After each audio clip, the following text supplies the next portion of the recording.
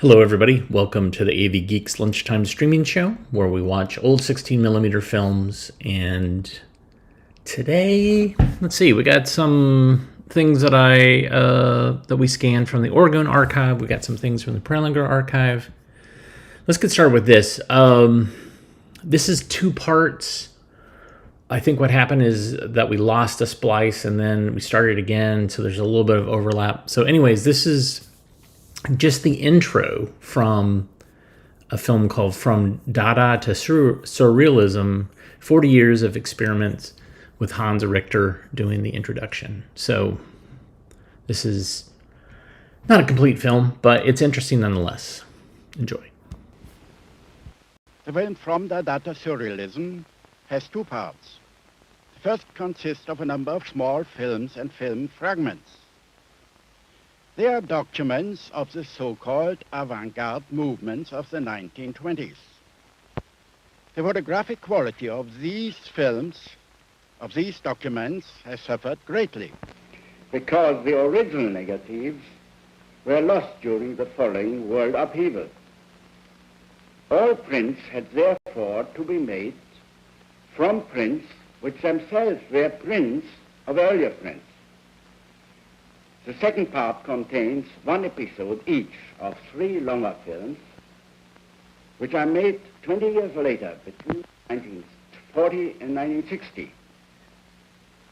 Being a painter, I have taken up, as you will find in the first part, those problems which I have encountered in the arts of my time, that means modern art. I have tried to solve these problems in motion. As I was at that time, 1920, an abstract painter, my first experiments are naturally abstract ones, and without a literary story. But soon also other influence in modern art made themselves felt, like Cubism, Dadaism, and finally, Surrealism. In film study, certain abstract forms are followed by objects which resemble them, or even part of objects, as in Cubism. In visual terms, this effect is similar to rhymes in poetry. A step further leads already to a kind of story continuity in the fragment of the film Inflation, a macabre dance of zeros and people. Still more story-bound is a fragment of Race Symphony, in which a horse racing is shaped into a kind of abstract prison. And even a publicity film may be transformed into a film poem, like in Tuppence Magic, an association between similar movements with each other, in picture as well as in sound. And the same goes for Everything Turns, Everything Revolves, where a country fair is taken as a vehicle for film magic.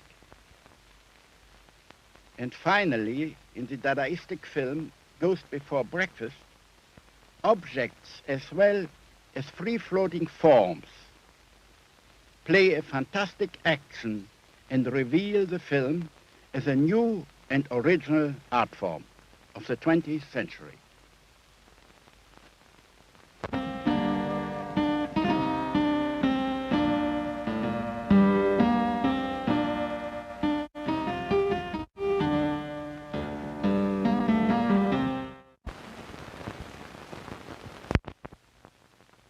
In the years following the last war, this development continued.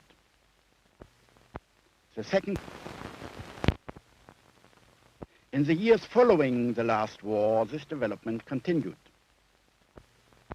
The second part of the film contains three examples of this effort.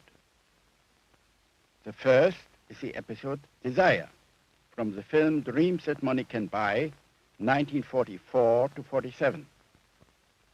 It was inspired by collage of the surrealist painter Max Ernst. It became a surrealist study of romance and erotic in a Victorian setting, an adventure of desire and fulfillment in which Max Ernst himself played the role of the Freudian superego. The second episode was taken from the chess film 8x8, 1954 to 57. The White Queen is to be conquered by 3 officers of the Black Party. The chess problem is taken as a device to unfold a human story, one that can be felt behind the obvious happenings.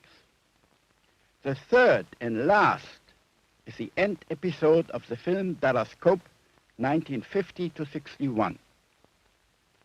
Tristan Tzara, the chief of the French Dadaists, sings Le Chanson Dada with its poetry, music, and irony in the special setting of a laundromat.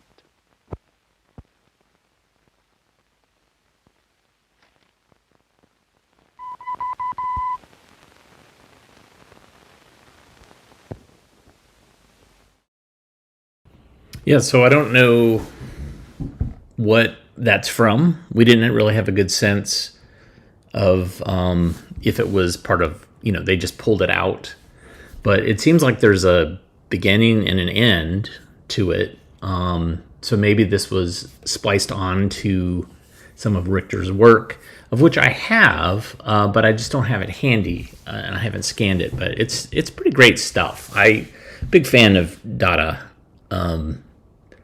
I certainly have made life decisions based on Dada. So there you go. All right. Now back to something that we all understand, which is mental health of children. This is Principles of Development. Enjoy.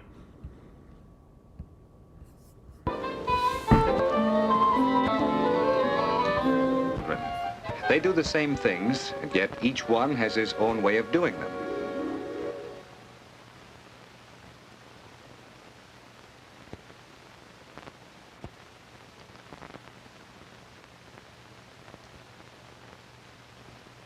They all start off pretty much the same way, but look how they end up, grown up.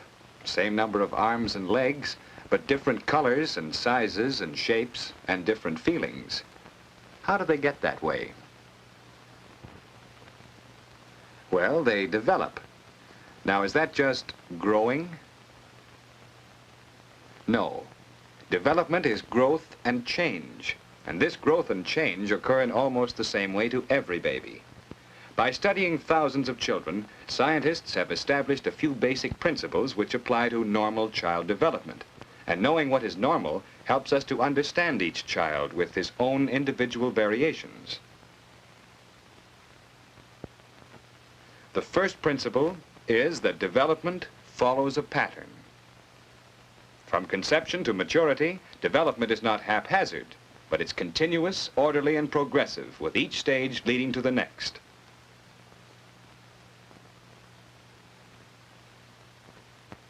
In the embryo, development occurs first in the region of the head. As the child grows, it proceeds to extremities, and this is called the law of developmental direction. As the child matures, his body not only grows, it changes its proportions.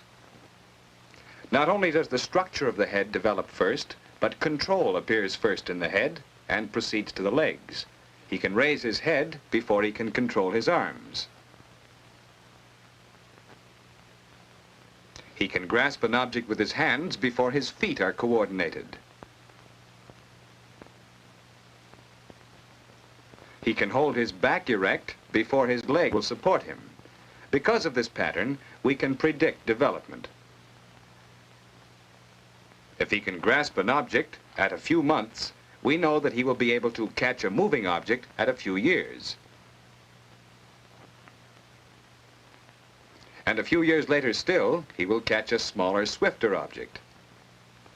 The first principle then is obvious. Development follows a pattern, and within the pattern, there is correlation between the types of development. One phase of growth is affected to some extent by another. For example, if he's busy learning to walk, he may forget about learning to talk. He may not learn a new word for months. This is a plateau stage. He doesn't stop developing, but one type of development takes precedence over another. Another example. Here is a child who is very large for 15 months, mentally very bright, but he doesn't walk yet. His motor development has been slowed down by rapid physical growth. Notice the difference. This little miss is 15 months old too, small but fast. Both children are perfectly normal. It's just that each is developing in his own way.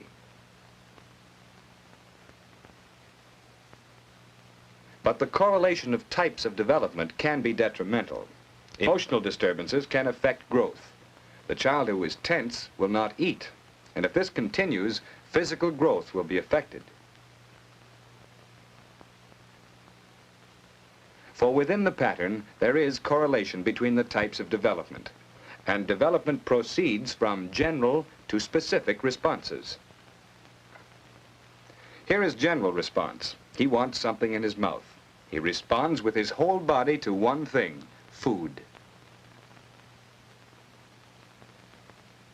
Later he realizes that some foods taste good in the mouth, and some don't. He will like people in general before he knows that he really prefers mother. He will reach generally in the direction of an object with both hands before he can get it with one hand.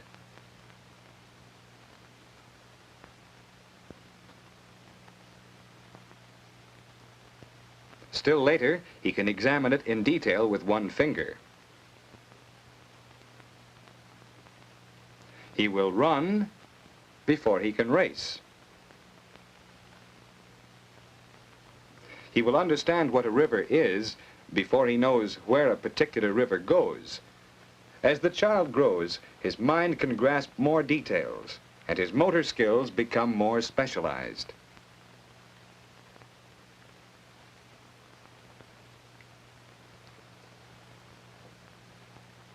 For development proceeds from general to specific responses, and normally each child passes through each stage. They may express their stage of development in different ways. Some crawl, some creep, and some just move along, but most of them get there somehow. They sit before they stand, and they stand before they walk. They pass through different stages of eating, too, wasting a good deal at first, and then eating up everything in sight when they learn how. They all go through the same stages of play. First comes solitary enjoyment of the things around.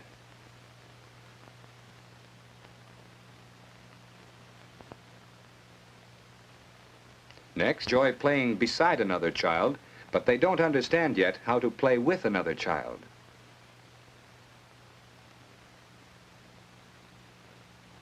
And finally, they enter into a group of their equals. The pattern will vary for each individual according to the influences which have played a part in his own particular development.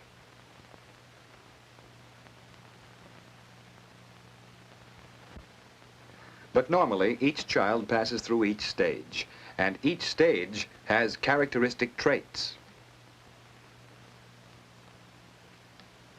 For instance, their stage of development shows in the way children play. At first, mere motion is exciting.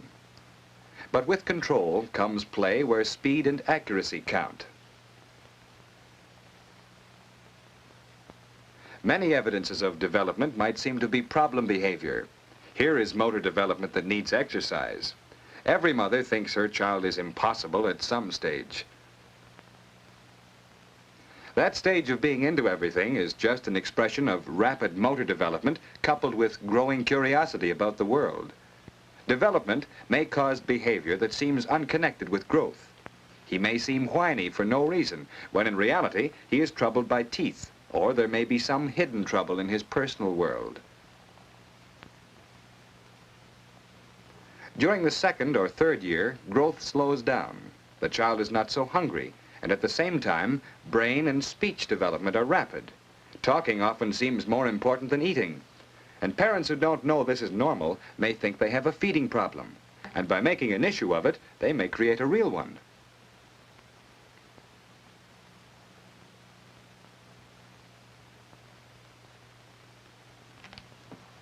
Later, appetite swings the other way because the pre-adolescent burns up energy with motor activity.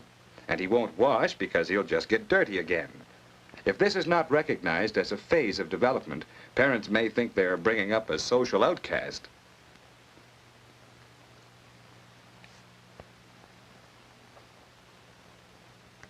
How consoling to know he behaves this way because each stage has characteristic traits.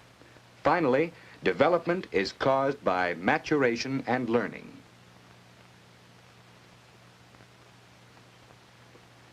The most inevitable cause is maturation. This is the unfolding of traits inherent in the child, potentialities that he is born with. No matter what his environment, he will grow, his bones will harden, and his muscles will develop.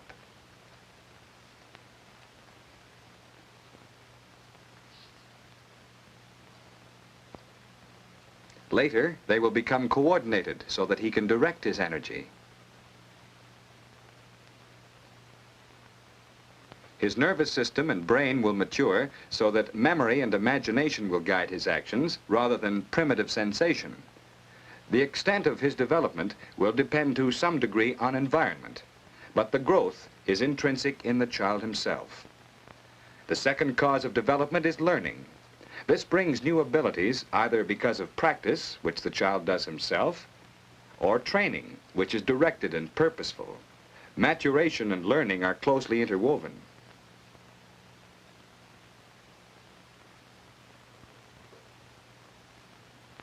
The child will only acquire grown-up skills when his mind and body are sufficiently coordinated.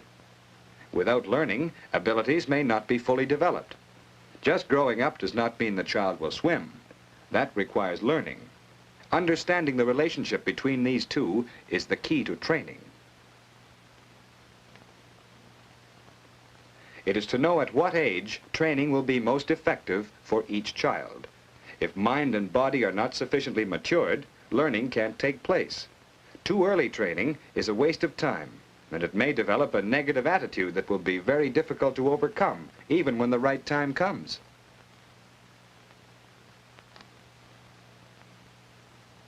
Many tests have been made to find out the relative importance of maturation and learning. All prove that in skills common to the whole human race, such as sitting or walking, training is of no real use and may even be harmful. The baby will learn when she is ready. In specific skills, practice and training are necessary, but success depends on maturation.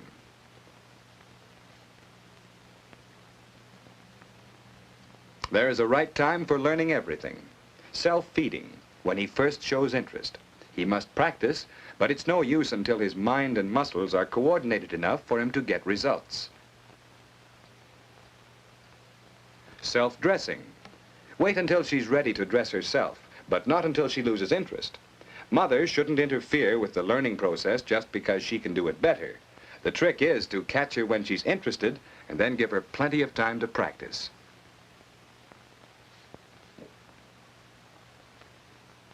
Later, when you have to know how many ice cream cones you can buy for a quarter, abstract things like mathematics become suddenly important. Yes, development comes from maturation and learning.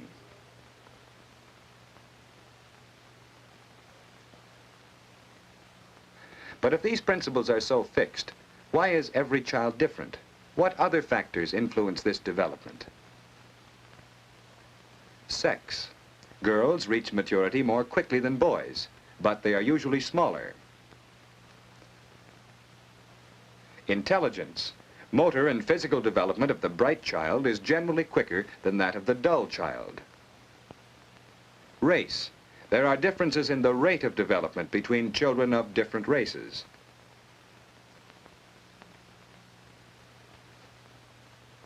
Glands. Proper balance in the functioning of certain glands of internal secretion is essential to normal growth.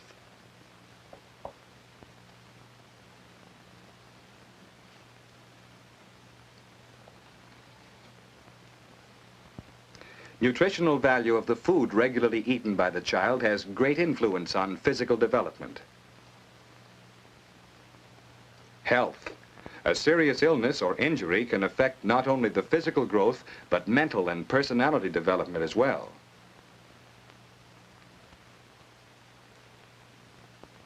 Fresh air and sunlight are of great importance during the years of growth.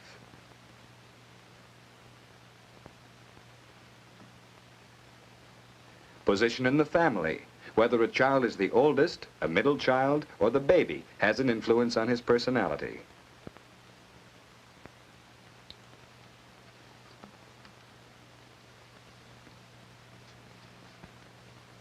Incentive also plays an important role.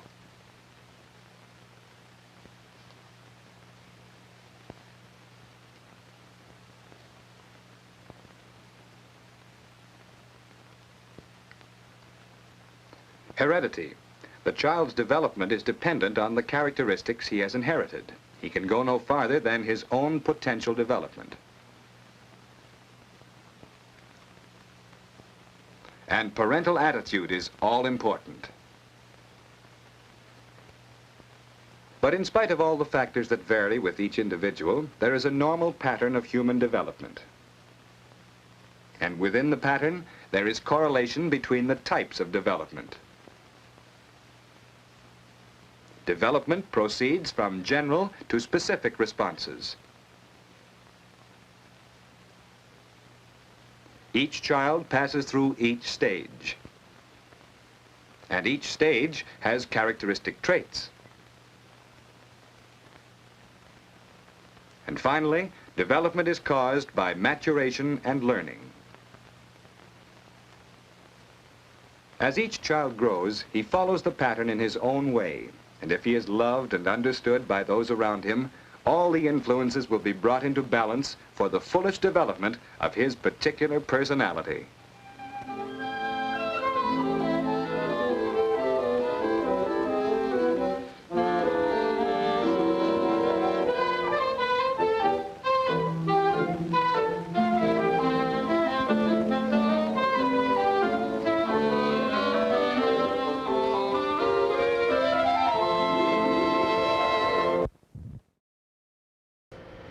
Well, when you have white scientists holding the yardstick, everything else is judged by that. And so that thing about race and development is probably very bogus and very skewed data.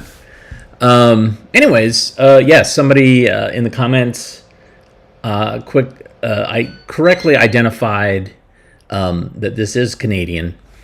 Crawley Films made a bunch of films for Canada, but they also made them for Young American Films, McGraw-Hill, etc. So, all right, it's time to learn about the Big A. Are you ready? The Big A.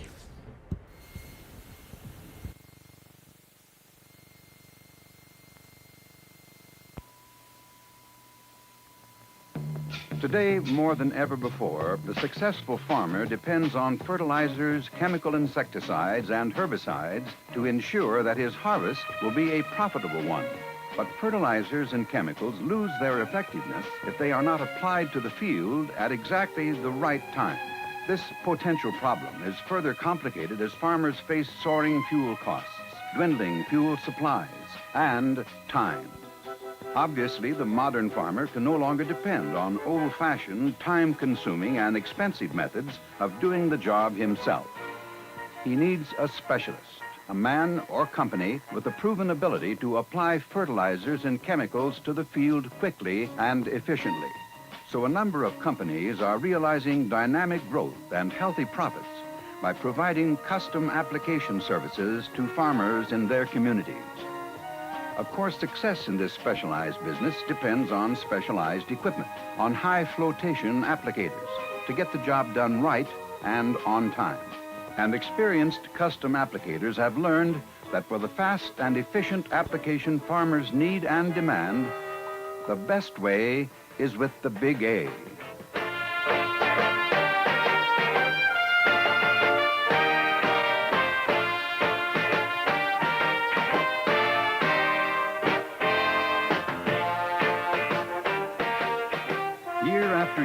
the Big A high flotation applicator outsells all of its competitors throughout the United States.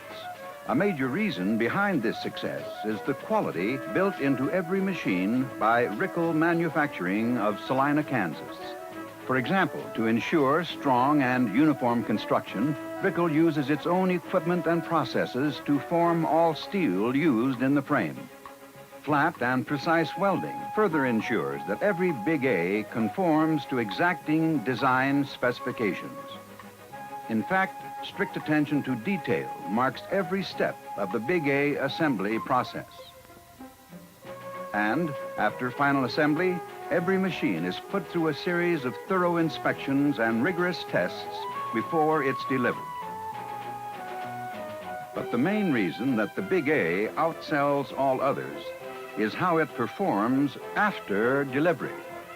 And the men most qualified to judge performance are the men who buy and use the Big A for a wide variety of application jobs under all kinds of conditions.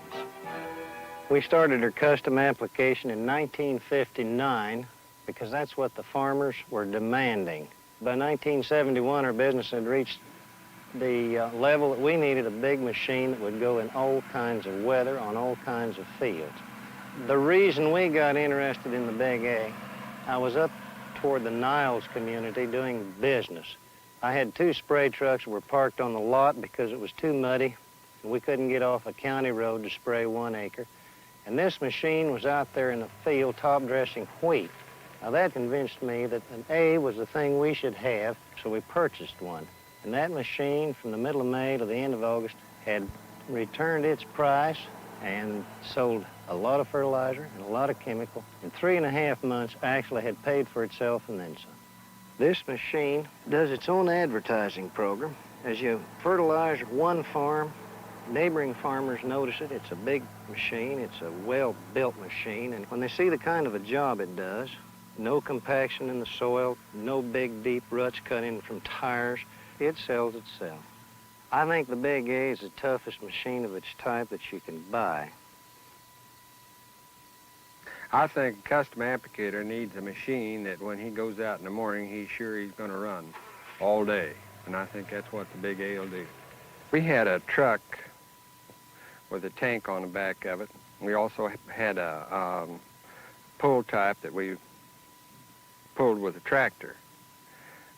We could get approximately our real good day, maybe 80 or 90 acres.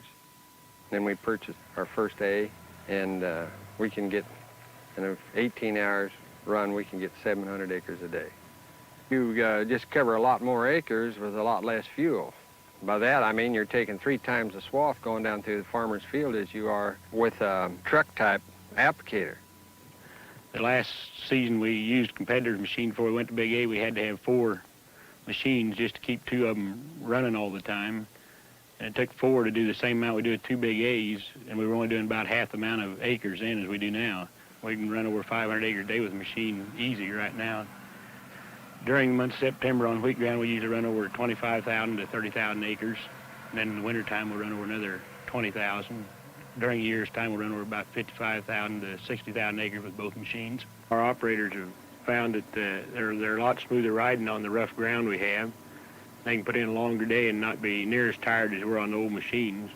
We've probably sold another 2,500 to 3,000 tons of fertilizer a year because we can cover the ground when it needs to be covered. We bought Big A's at our co-op because we wanted to service for their customers. Our number 1 objective is good service to all our customers. All we had before was a little pull-type sprayer that we pulled behind a tractor, and we just couldn't get over the acres. We just liked the way the Big A's operate.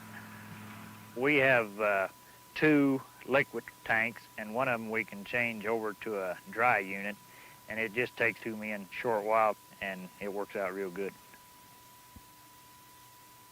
It's real easy to load liquid. You just have to have a nurse tank, and on our Big A's, we have a chemical inductor that we have set right on the side of it that instead of having to crawl up on top of it, you just walk the side of it, and one man can fill it real easy. We've had very little trouble with it. In fact, we bought another one last year, and the service that we get is just perfect. we just don't have no complaints at all over the services. We got the Big A just a few months ago, and it's increased our fertilizer business by quite a bit, and our herbicide about 10 times. People, the farmers in our particular area, just didn't see anything like this. This nice big flotation tires on the Big A, and every time we go to a farmer and do work, the neighbor here, he'd come by and see that, and we had guys in our office come in after they saw the Big A work that I'd never seen before. Area farmers that saw it and saw what kind of job it done liked it. So I'd recommend the Big A to anybody, a small business like ours or a large-scale business, a business that has large fields, circles, for instance, or a business like ours that has a lot of small 25 and 30-acre fields, because the farmers just, they like the big machine, the good job the Big A does. It don't leave tracks, and it makes them money, and it makes you money because it sells you more fertilizer, and just does a better job for everybody. Yeah, this is a real dependable machine. I kind of like to think of this as some of our people who have working for us. Well, you kind of develop a respect for them because they can get the job done. And this is a thing that we know our Big A's will do for us. When we get ready to go, we know we're ready and we can get a lot done. We have respect for them is the way we kind of term it down there. We don't have that much maintenance and upkeep on them, like we did with a lot of our pull-type equipment that we used before we got into the flotation rigs. This is a machine that our customers are asking for rather than some smaller machine and more trips across the field and so forth. The swath width that we take, why, you don't have to make too many trips over the field. We had our wet seasons, and of course everything is under a big push, and we have to get it done in a hurry, and they don't like a lot of compaction in their fields. And we can go out and float over fields where we don't have any problems like that. We're looking into the future here in our business. Why, we're anticipating expansion, and it'll sure be with the Big A's when we need more equipment. So the men who demand performance in high flotation applicators know they can count on the Big A. Of course, whenever a man buys a machine, he also wants to know he can count on the people who sell it. The service has been great to us. This machine is good enough so we haven't required a lot of service, but when we do need it, it's there and ready to go. The serviceman gets there immediately. We've been real happy with the service we've had. We have added a Big A for the last 3 years, one a year, and we wouldn't be apt to go back into the same thing if we hadn't got service on the first one. One of the things that impressed me, the machine arrived at 5:30 in the evening, and we unloaded it, and by 7:30 the next morning, the serviceman was there, and in the preliminary checkout and the orientation of the operator, which was fantastic, I thought. And it wasn't just a cursory type check, it was very thorough. Things were checked over that I thought would have been just kind of taken for granted. And we were really impressed with this, and we've found this to be true in all our relationships, and we've never had anything less than overnight service. This is the main reason why we bought the machine. Our banker said he really didn't care $2,000 or $3,000 one way or the other, just as long as we had service to back up the machine. Because if you don't have service, the machine isn't worth anything. If you have to be broke down 2 or 3 weeks at a time, your season's over and doesn't do anybody any good. So the men who demand performance agree that the one custom applicator that gives them the performance they need is the Big A. They agree that the Big A is the best way to get over the fields in different weather, different ground conditions.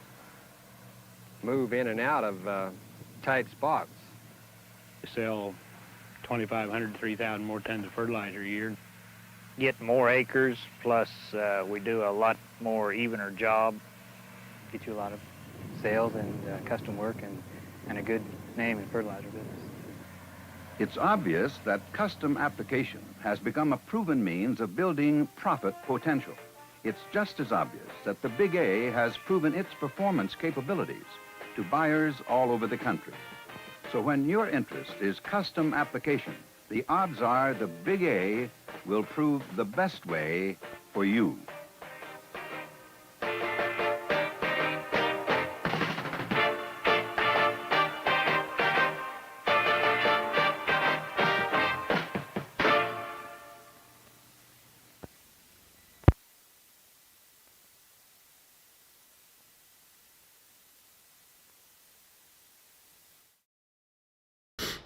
Sorry, I was finishing my my burger.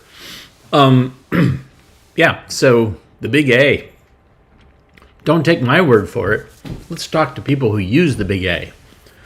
All right, what do we got? What's next? Thinking of you.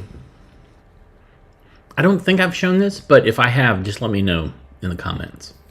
Enjoy.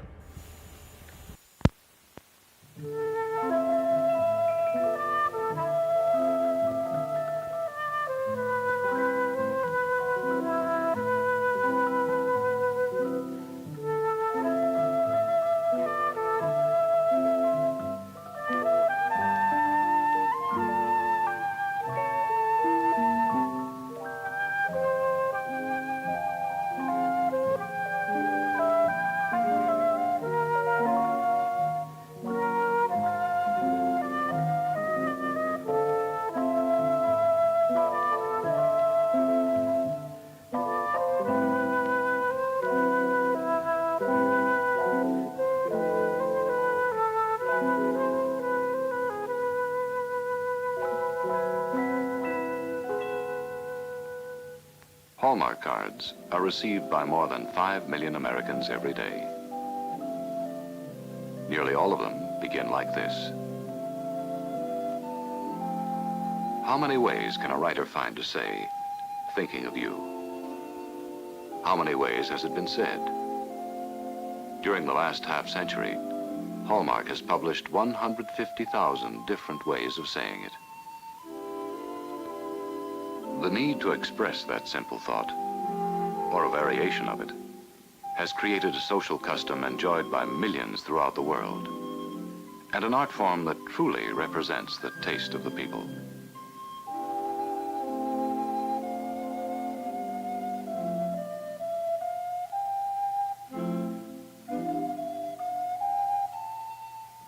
This dimensional mural features antique cards from the Hallmark Historical Collection. It documents the long tradition in which the social custom is grounded. A custom which has produced the folk art that is a charming record of daily life as it was lived in times gone by.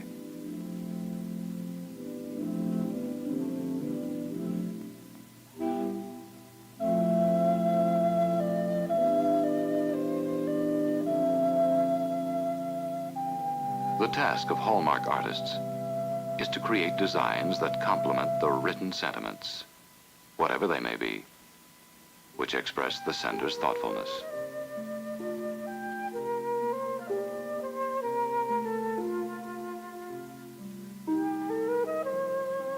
In the Hallmark studios, each artist's work is individual. Yet, they create thousands of designs each year. Design, of course, is the basis of art in any form.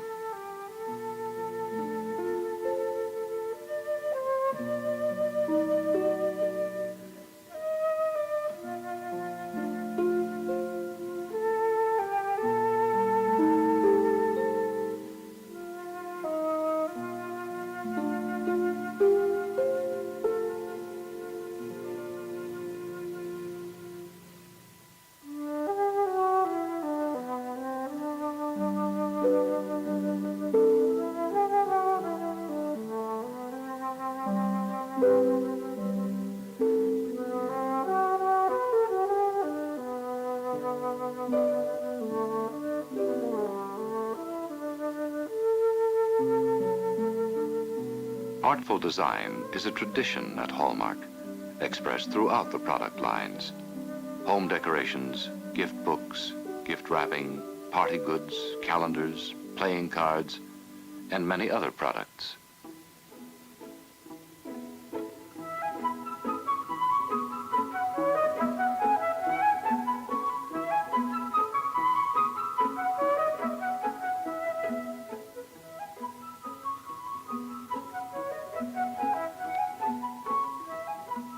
The completeness and depth of these lines enables quality retailers throughout the world to offer their customers a full range of merchandise for their social communications and home entertainment needs.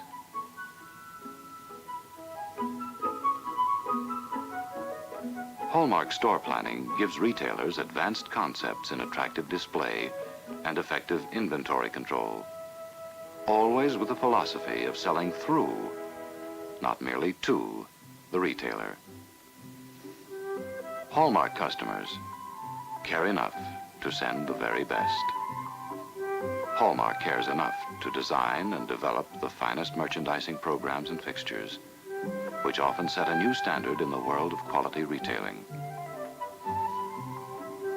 For example, the revolutionary inventory and reordering system pioneered by Hallmark utilizes the largest computer operation in the industry. Electronic data processing keeps retailer stocks up to the minute and holds investment in inventory to a minimum. These computers enable retailers to keep abreast of current buying tastes and to anticipate future trends. Information pouring in daily from stores across the nation is analyzed and tabulated. This data serves as a guide to management, whose job it is to keep a finger on the pulse of public taste and buying preference. Decoded, the information supplied by electronic equipment tells management what it needs to know about a card's history and sales potential. Such information is recorded for each of the more than 12,000 items in the everyday and seasonal lines. With this kind of data, the Hallmark sales force offers the fine retailer a complete merchandising program that makes his store a one-stop headquarters for all social communication needs. Seasonal items, as contrasted with everyday items, are those designed for special occasions and holidays.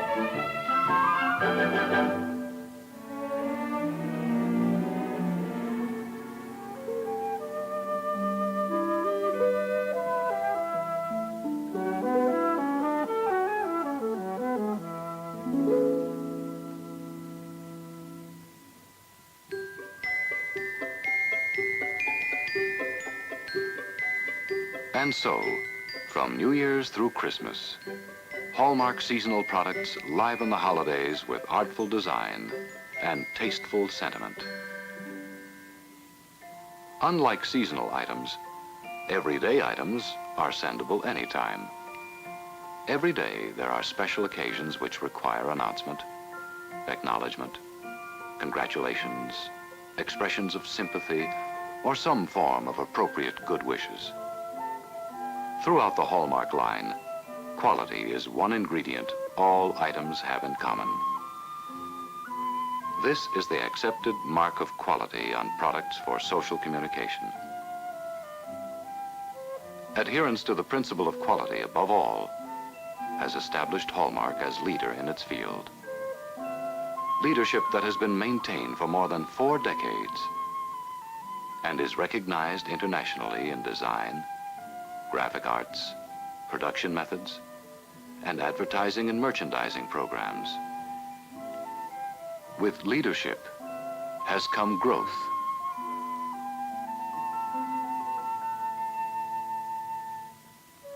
Hallmark volume has tripled in the last decade, a much faster than average rate of growth for leaders in any industry.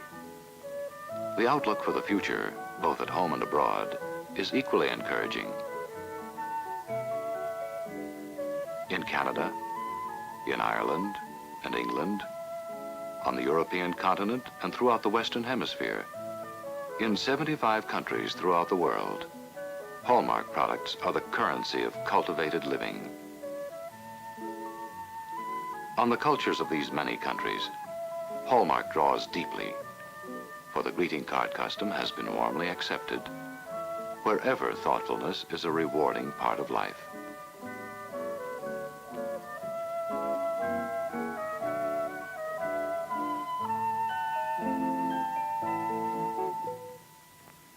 The resources of the world's great museums offer inspiration to Hallmark artists. The treasures of all the world's galleries are available for study and research by creative people at Hallmark.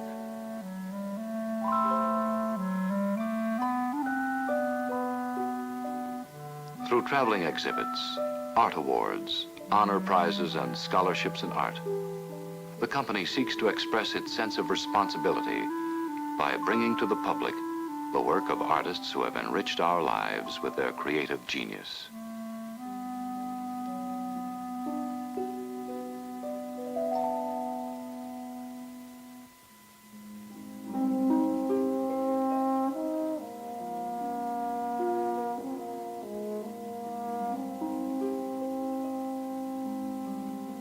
The award-winning Hallmark Hall of Fame television series is additional evidence of this concern for quality, not only in the graphic, but also in the performing arts. Through great dramas like Macbeth, millions of Americans have been able to enjoy the work of artists such as Maurice Evans performing here in the title role. On Fifth Avenue in New York, the Hallmark Gallery, devoted to the exhibition of the unsophisticated arts, is another example of activity in the field of culture.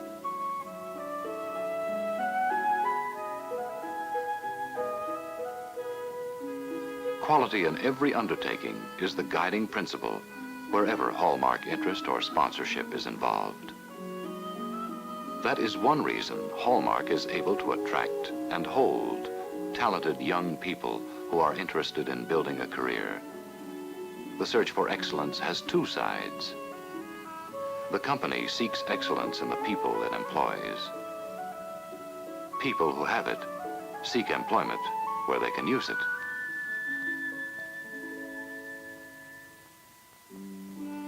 Career-minded people find challenging opportunities in product planning, sales, market research, computer programming, purchasing, manufacturing, advertising and sales promotion, accounting, industrial engineering, and personnel, in addition to art and writing.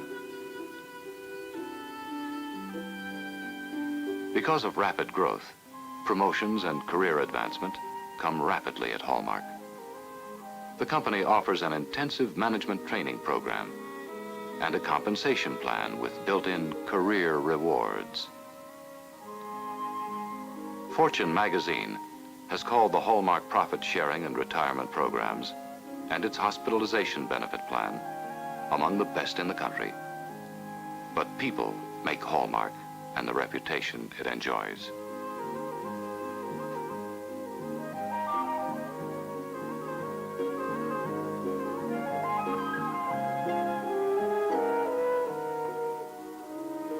The company's pride in its personnel is reflected in their pride in the company. The Crown Room, designed for relaxed conversation and dining in a pleasant setting, again expresses the company's concern for quality and good taste. To employees, the lunch period is a time for developing friendships, new and old.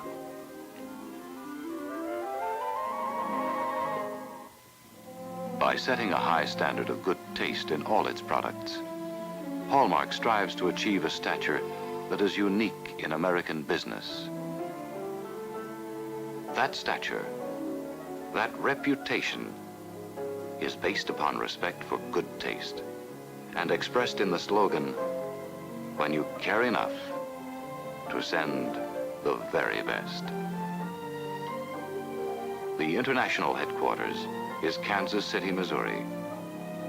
In this city of fountains, Hallmark has grown to its present size and developed its present volume of business. 5 million cards a day. To let that many people know that someone is thinking of you.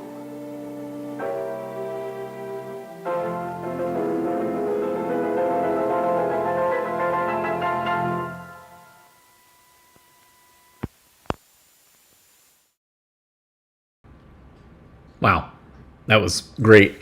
And how about that? Hallmark had been making, we're putting on dramatic plays for quite a while. So that's fascinating to me. Let's see. Let me find this. So somebody asked me if they actually had these on 16 millimeter. Let me see if I can bring this up.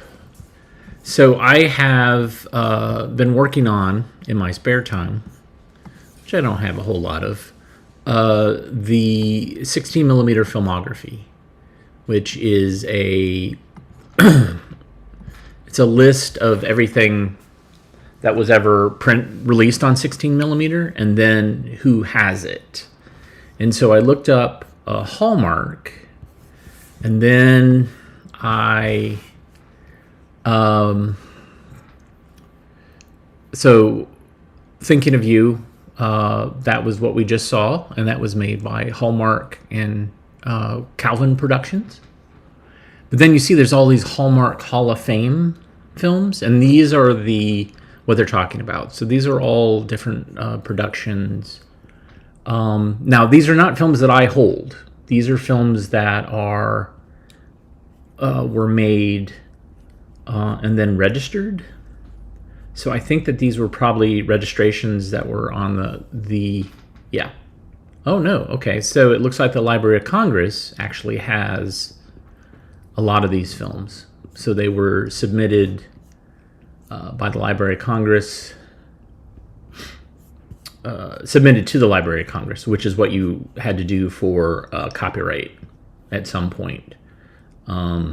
So what is this? Old story. Hallmark Films and Recordings. So Hallmark also, there are other companies named Hallmark. So you can't necessarily go by all of this. But yeah, this is a giant database program that I've been working on. And why?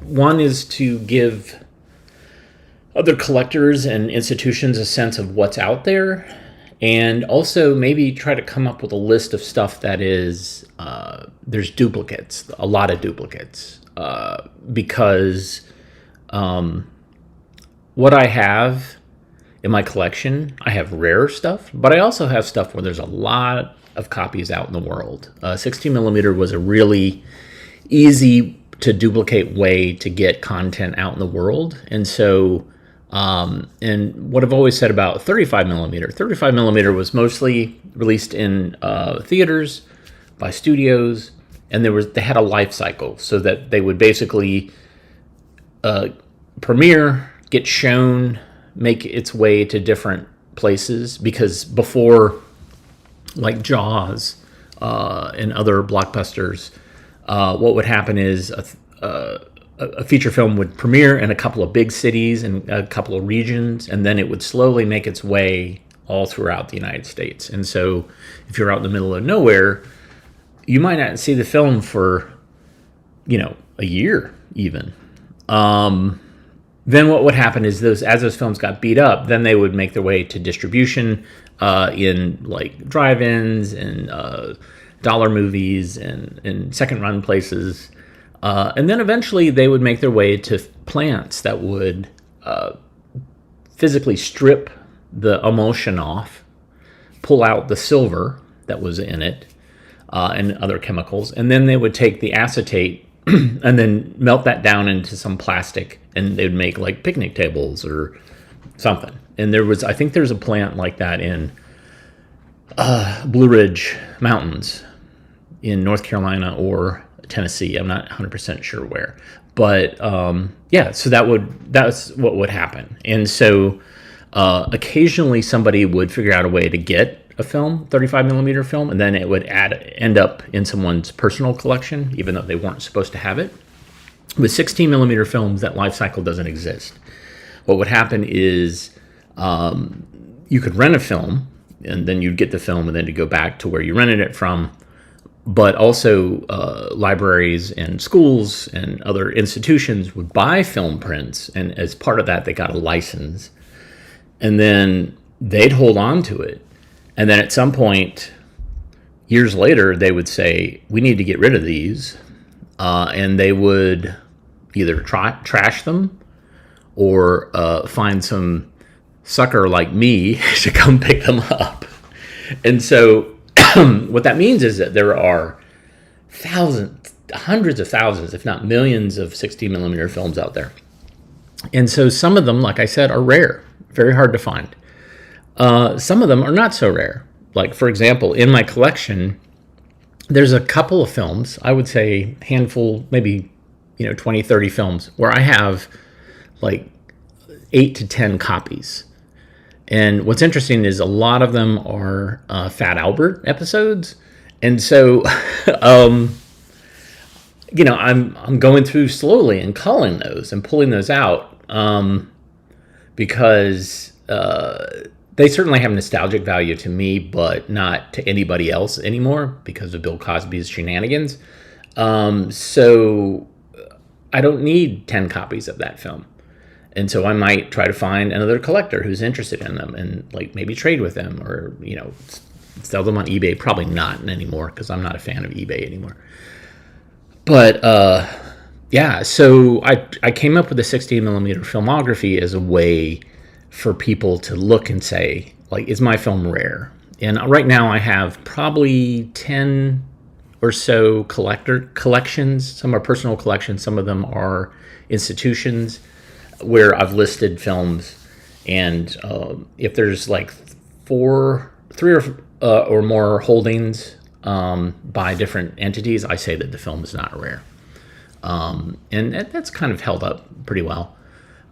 So yeah, more than you ever wanted to know about that website. So that is, and I'll put it in the link, 16 millimeter filmography.org, because I don't make any money on that. I spend a lot of money on that. And so the reason why I'm talking about this is that the remaining film that I have is too long for the show, and I have stuff I have to do. So I'm going to end a little bit early today, but hopefully that gave you an insight. I should have come up with like visual elements of it and all this stuff, but and also I have some old advertising for these things called film mutilators, which are basically designed to mutilate film. It's like somebody's like, all right, we're done with this film. We'll run it through this film mutilator and it'll shred it. And that supposedly happened BBC. BBC had films in distribution, and at some point they're like, we need to get rid of these. And so supposedly a bunch of Doctor Who episodes, old Doctor Who episodes, got shredded because they were no longer considered to be important and they were taking up space. So they just got rid of them. And that is the thing about how a film sometimes becomes rare or a film sometimes becomes lost, is that the studio that made it no longer cares about it. And so they put it in a shed where it catches fire, or they dump it in the ocean or whatever, because it's not financially viable for them. It's a financial liability for them. And so there goes a little bit of culture into the ocean or whatever. All right, everybody, thanks for watching today. Join us tomorrow. We'll watch some more 16 millimeter. If you like what you saw, hit the thumbs up, hit the like button. The Brock Lesnar bump is now officially over, so we are slowly kind of, our number of views is slowly tapering down, and I'm hoping for some other obscure, weird, viral phenomenon to boost us back up, but it might not happen. But that's fine. I appreciate you guys watching, and I appreciate you commenting. You can also donate via ko-fi.com/avgeeks, patreon.com/avgeeks, or just via the Super Thanks button. All right, everybody. Thanks so much. Love you guys, and we will see you tomorrow. Take care.